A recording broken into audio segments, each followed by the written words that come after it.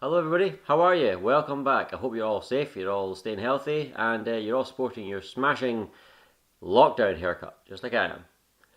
Yeah, everybody's doing okay, yeah? Now, today we have a valuable lesson in trust.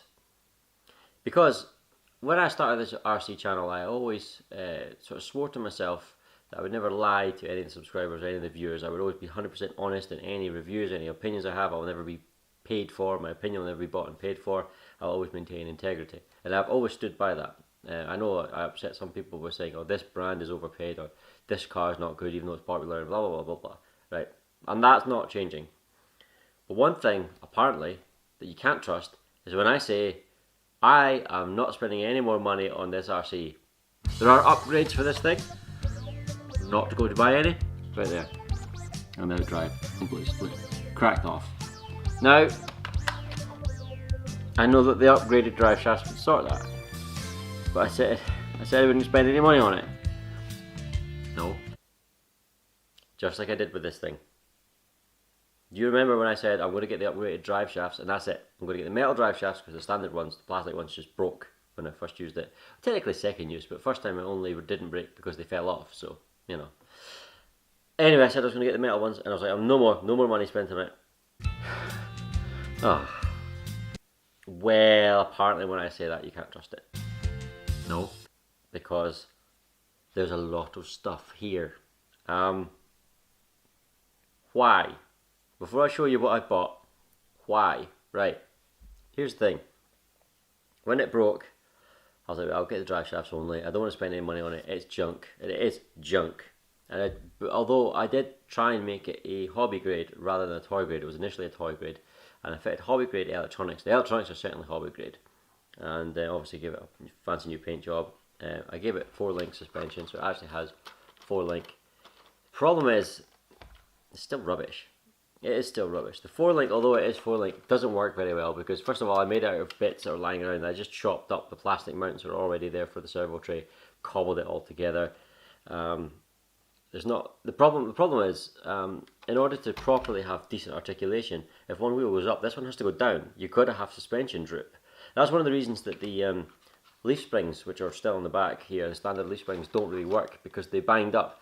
There is no drip. So if I lift this one, that one, it goes down a little bit, but that's only because it's stretching the spring. It's not really drip, and you can hear it. It doesn't like it. It binds up horrible.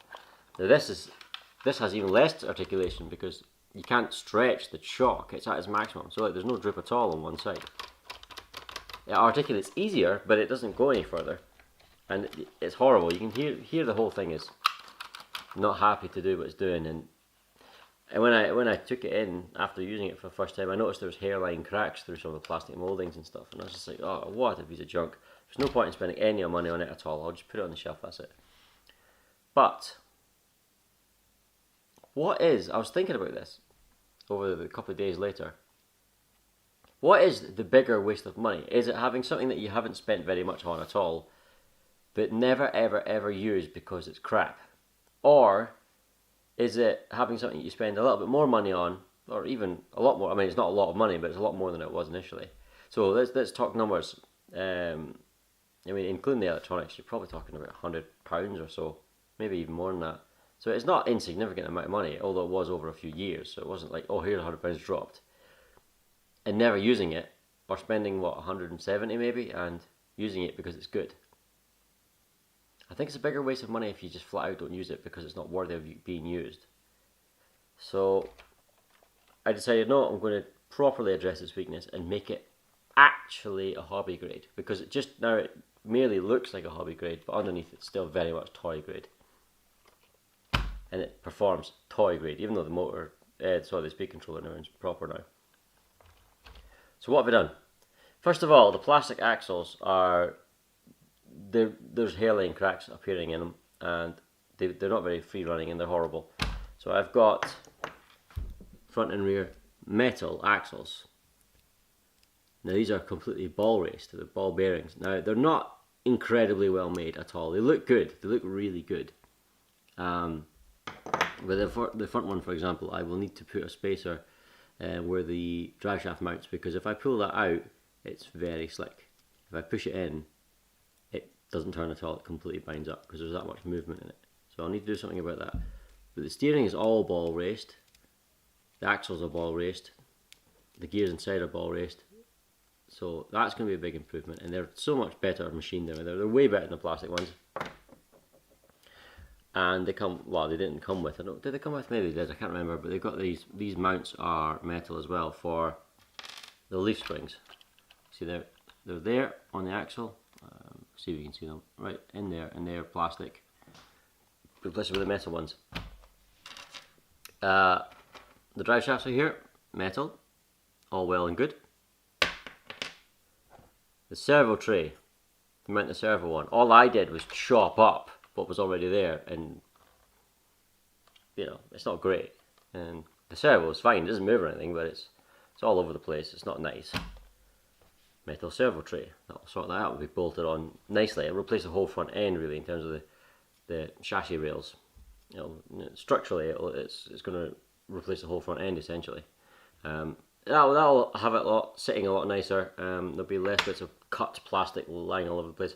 I'm losing the 4-link completely. I'm going to get rid of the 4-link. I know I spent a lot of time on it, but it's disappointed me, it's not running right. So I need to get some sort of a movement, something that works, something that articulates properly. So here are metal suspension mounts. Critically, these are for these leaf springs, which I'm replacing the standard leaf springs. These will be front and back. Although I might augment these with the standard ones as well, just because these are very, very soft, but we'll see. Now, the benefit of these over a standard one is these, like a Dakar truck, a Paris-Dakar truck, for example, have the hinge. I don't know what the technical term for it is actually, but on one end of the leaf spring you've got the mount, the hanger is solid, and the other side you've got a spring, so it sits like that. Then when there's droop, the spring opens and allows droop, and then it closes again once the suspension is compressed again.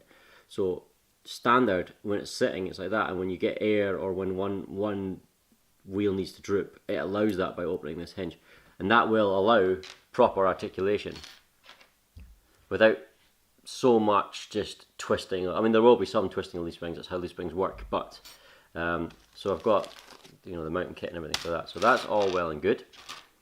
I also have, this was dead cheap, so I just added it as well. This is one of the chassis braces is metal, which is this one along here on the, just in front of the rear axle. I didn't go for the metal rear brace because the rear brace has got the lights that I've fitted and everything with the LEDs, and the metal one didn't come with that mount, so I'll just leave that in plastic. One of the biggest differences, motor and gearbox. This small motor, now it only goes as far as this part here. It only goes as far as here. This is a reducer gearbox, it's not part of the motor. So this is the motor here. It's not a big motor by any stretch, but it's huge compared to the one that came with it. It's way, way, way better. And with the fact that it's a much bigger motor, much more powerful, with a reducer gearbox, this isn't actually, this is a gearbox, but it doesn't do anything. This is just basically moving the drive from up here to up here. It's basically like sort of the same design as a portal axle. And then there we are, also like that. Interestingly, I had to, it's weird, I did read online on reviews of it. Also, it's very positive, and some people said that the shafts weren't, you know, you got the flat bit in the shaft to try and get the grub screw to sit on. Some of them did have it, some of them didn't. Mine had it on one side, so the shaft here on this side has the flat edge, and on this side it didn't, and I'd use a Dremel to give it a flat edge. So, you know, bit of inconsistency, but never mind. I'm also a bit concerned with the brushes, not the brushes, yes, the brushes, sorry. The brushes are, you've got the bit coming off the back, the copper wiring off the back of the brush that allows the brush to wear, and it moves in, and then this allows a little bit of movement so it can keep wearing in. And they're usually attached somehow or soldered on. On this motor, I don't know if you can see, but the copper bit of wiring is super short. Go on, you see that? Focus, you. Yeah, no, it's not going to focus.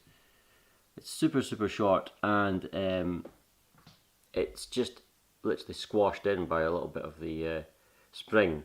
So it's not great, but I don't have brushes that size because I've never, you know, built a motor this small before. But I'm sure I can find brushes if I need to.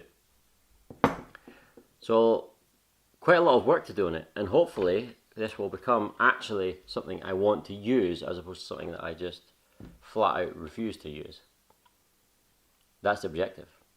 So I'm not going to build it all on camera because there's no instructions at all, and I don't know where to go in terms of, I'm going to take it apart and I'm going to just see what I can see, and see what I can sort of figure out, cobble together, and I'll pick it up with you guys at another stage.